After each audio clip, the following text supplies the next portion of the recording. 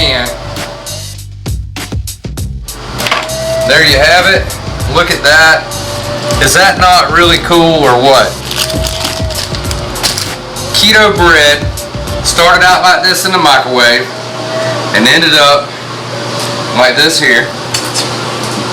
Alright, let's give it a shot. Or maybe we should put mustard on it? I don't know, we'll try. That's good.